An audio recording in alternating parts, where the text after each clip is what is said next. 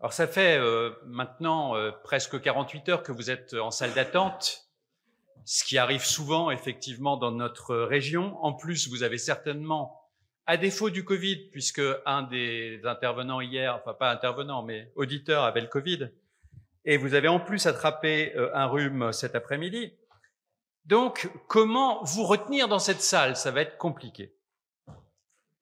Juste au sortir d'une pandémie mondiale qui a remis au premier plan le duo très classique depuis 222 ans du maire et du préfet, si français, la métropole d'Orléans, les territoires environnants de l'Orléanais, les autres dans le vocabulaire popsu, et leur université ont bénéficié en 2022 de décisions publiques au plus haut niveau, inédites en métropole depuis 1976, à savoir la création d'une faculté de médecine et d'un CHU, on en a parlé.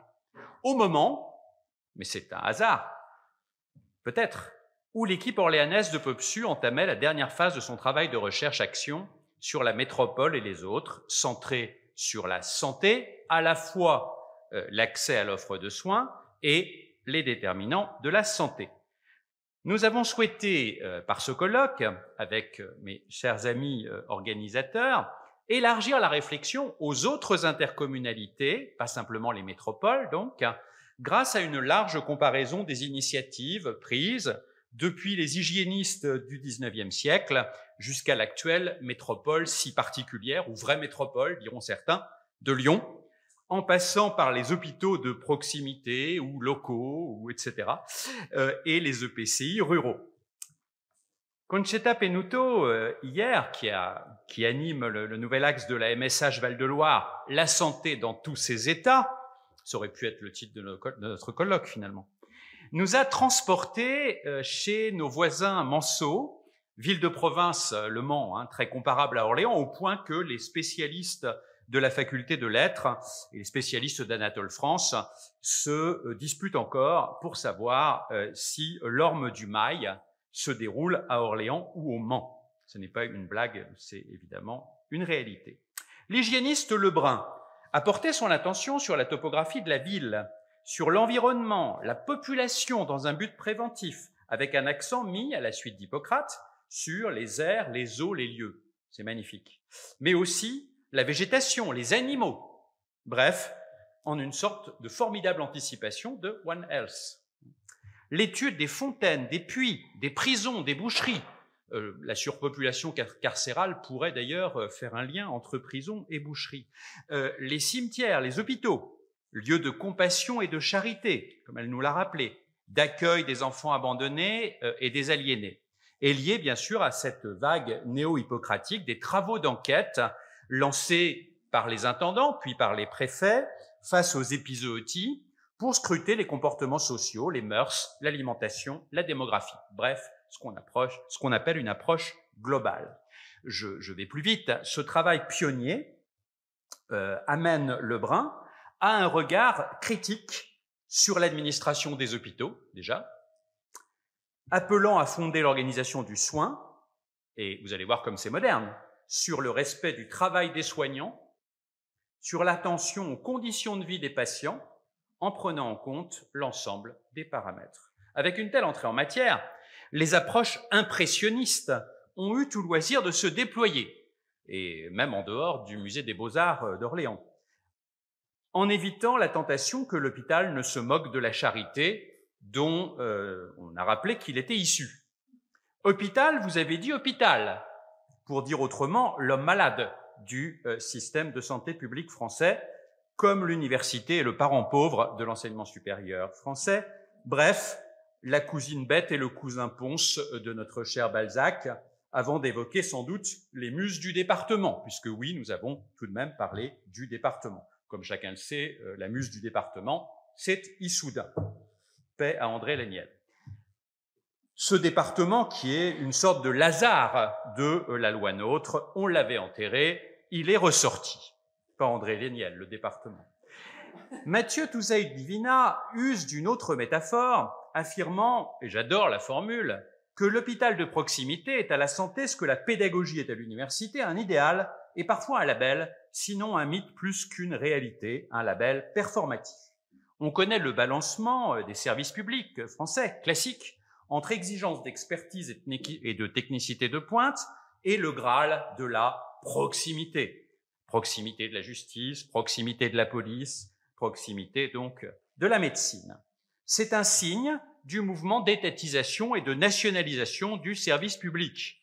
Il nous a rappelé donc la circulaire de 1840 qui distingue l'accueil de l'hospice du soin à l'hôpital, le label de l'intercommunalité sanitaire des hôpitaux hospices médicalisés. Et puis, mais je n'ai pas le temps évidemment de rappeler l'ensemble des textes, il l'a très bien fait, de 1851 jusqu'à 1972, donc de Napoléon le Petit jusqu'à Pompidou le Gros, ce maillage territorial du premier degré de soins est passé de l'hospitalité aux soins standardisés, c'est ce qu'on appelle le progrès, le label d'hôpital de proximité, sauvant in extremis l'hôpital local, in extremis, la formule est de mise puisqu'on parle d'EHPAD.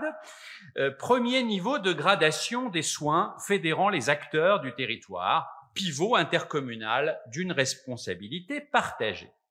Le périmètre d'action du service public intercommunal de soins depuis 2015 pose la question d'une discordance héritée de l'histoire entre le rayonnement supracommunal de l'hôpital et une gouvernance longtemps monopolisée par, on le rappelait tout à l'heure, le maire de la commune siège. Toutefois, et comme Vincent Vieujas vient de nous le rappeler, ou le montrer, depuis la loi hôpital, alors je me trompe toujours, enfin HPST, donc qui a le territoire effectivement, de 2009, une place limitée a été récemment faite au sein du conseil de surveillance aux représentants d'autres communes et récemment même au groupement de communes depuis le décret de 2010, ainsi qu'au comité territorial des groupements hospitaliers de territoire. Mais il nous a bien montré que ces avancées sont très frustrantes et réalisées, c'est peut-être pas un paradoxe, au moment où ces instances perdent du pouvoir ou se cherchent. C'est un peu comme, vous savez, dans les professions qui se féminisent, donc attention à la médecine, le pouvoir d'achat généralement baisse rapidement. Benoît Apolis a porté des regards croisés sur le Code général des collectivités et sur le Code sectoriel de la santé publique, objet d'une étude récente de l'Association des intercommunalités de France, qui a souligné le contraste avec la modestie des compétences. Loin d'une ignorance mutuelle, il nous a bien montré qu'il y avait articulation des deux codes, aspiration des collectivités et des intercommunalités à investir ce domaine, entre concurrence sur l'hygiène et la prévention et coopération, concours sur l'organisation et la production des soins. La loi 3DS évoque, alors il y a eu des DS qui ont eu plus de prestige quand même en France que cette loi qui est vraiment totalement bâclée. La loi 3, j'aime bien Jacqueline Gouraud par ailleurs, mais bon, enfin, bon, bref, elle doit être mieux au Conseil constitutionnel maintenant, où elle peut mettre en exergue ses qualités de juriste, puisqu'elle avait, vous savez qu'elle avait déclaré, je regarde Maxime, n'est-ce pas, je ne dis pas de bêtises, qu'elle n'avait guère d'appétence pour les questions juridiques. SIC. Bon. La loi 3DS évoque la contribution des collectivités territoriales et de leurs groupements, et les intercommunalités donc ont intégré les conseils d'administration des ARS, mais de fait, ce sont les directeurs qui monopolisent la mise en œuvre des décisions, comme ils l'ont magnifiquement montré dans la crise Covid. La territorialisation des politiques de santé se manifeste donc par le projet territorial de santé, avec l'implication de plus de 40% des intercommunalités dans la création des CPTS, et puis donc les contrats locaux de santé articulés à la mise en œuvre du projet régional de santé. Alors tout ça, c'est du droit, je suis un petit peu juriste de droit public, beaucoup historien du droit, et un peu, comme vous l'avez compris, aussi acteur à travers le Césaire, et je me souviens d'un projet régional de santé retoqué à l'unanimité au Césaire et à l'unanimité au Conseil régional. Donc ça, c'est pas du droit, c'est de la politique de santé.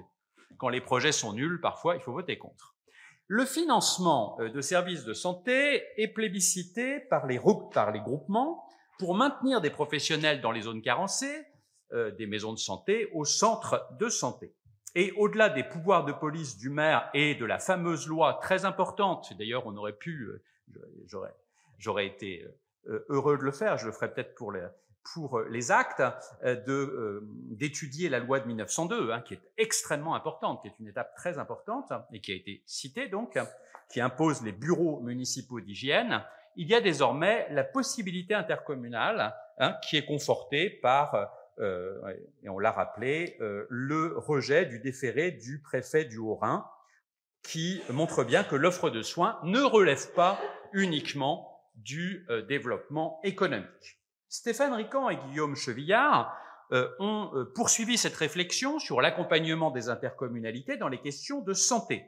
Les maisons de santé, on le sait bien, ont été les réponses les plus courantes et presque un peu automatiques, sans guère d'évaluation à ma connaissance, aux déserts médicaux. Alors, cela mobilise beaucoup d'argent public. Comme alternative, donc, à l'augmentation du stock de médecins, même si on peut le discuter, à l'amélioration de leur répartition, mais seul l'État pourrait l'imposer, donc remettre en cause la liberté d'installation, et à l'augmentation du temps médical. On en a reparlé encore très récemment, effectivement, avec en particulier les infirmiers et infirmières de pratiques avancées. Et à une régulation de l'installation ou encore à la 4e année d'internat en zone carencée. L'essor des MSP dans les marges rurales et dans les espaces périurbains sous-dotés a favorisé l'installation de jeunes médecins dans ces espaces. Et puis, on nous a rappelé le dispositif en Île-de-France pour accompagner les collectivités, pour apporter une coordination, pour surmonter les cloisonnements, former des opérateurs de diagnostics territoriaux, ça paraît très important et intéressant, et accéder à des données très fines sur le dépistage des cancers en particulier, à travers le logement et pour scruter de près les inégalités. Corinne Manson s'est également interrogée sur le rôle des documents d'urbanisme et effectivement, depuis le XVIIe siècle, les grandes villes se sont dotées de plans d'urbanisme hygiénistes qui ont été généralisés en France par la célèbre loi Cornudet de 1919, avec aujourd'hui donc un retour de la dimension du lien urbanisme, santé, environnement. Quand je dis aujourd'hui, depuis une trentaine d'années, nous l'a rappelé Corinne.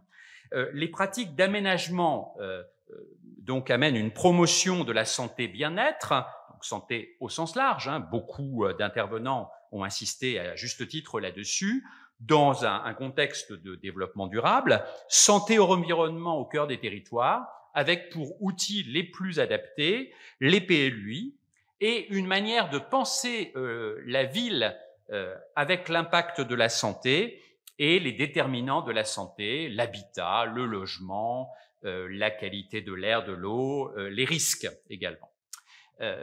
En particulier le programme Ville Santé de l'OMS, dont Corinne nous a rappelé que Rennes, je crois, était très impliqué dedans. Le lien également entre les PLUI et les CLS intercommunaux, avec l'exemple du guide bordelais d'action transversale de protection de la santé. L'exemple de Strasbourg, avec la trame verte et bleue, qui vise à améliorer le cadre de vie des habitants pour leur bien-être, ou encore des politiques territorialisées de santé-environnement dans une ville très pionnière sur ces questions et très impactée par la pollution, qu'est Grenoble. L'évaluation environnementale comporte donc un volet santé et les indicateurs sur les déterminants de la santé influent à leur tour sur le projet. Que peut apporter l'expert en santé publique à l'échelle intercommunale ? Notre collègue Agathe Fontenelle a réinterrogé les termes, en particulier celui d'expert, expert devant la justice, expert en santé, à la lumière de la crise pandémique, avec en particulier le fameux conseil scientifique de l'état d'urgence sanitaire, et donc elle renvoie les politiques à leur responsabilité de prise de la décision, avec pour maître mot transparence, efficience, décloisonnement.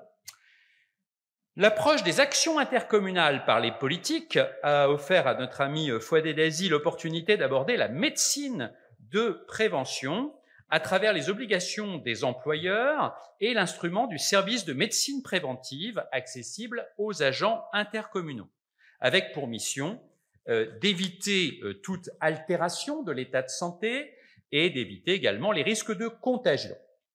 L'hypothèse d'un service commun regroupant ceux des communes membres et étant un vecteur d'une politique intercommunale, il a évoqué aussi les conditions d'instauration et de fonctionnement d'un service mutualisé destiné à attirer des médecins du travail, et on sait combien c'est difficile, puisque, Fouad, tu le sais, par exemple, dans une entreprise, si j'ose dire, comme celle de l'Université d'Orléans, qui est la deuxième du bassin d'emploi derrière l'hôpital, il n'y a pas de médecin aujourd'hui pour diriger le service de santé. La complexité du pilotage du service et du fonctionnement par sa direction partagée et par la difficulté de constituer une équipe pluridisciplinaire de soins du fait de la pénurie de professionnels, tout cela peut conduire à recourir au centre de gestion départemental ou bien, à défaut, à des pratiques palliatives à distance, de télémédecine par exemple. Toujours dans le domaine de la prévention, le professeur Nadia Arab a étudié l'écosystème de la perte d'autonomie des personnes âgées, expérimentation menée dans le cadre de la métropole très particulière, qu'on a déjà citée, de Lyon. L'inefficacité des politiques publiques en ce domaine a été relevée par la Cour des comptes en 2021, avec la réaffirmation qu'on partage, je pense, de l'importance du maintien à domicile des personnes âgées et d'adapter les logements, de mobiliser un large éventail d'acteurs avec, évidemment, on est là au cœur des compétences du département comme chef de file. Mais la métropole, vous savez que la métropole de Lyon s'est emparée d'une grande partie des compétences auparavant dévolues au département du Rhône. La métropole est leader dans l'émergence d'un écosystème de transformation et d'innovation.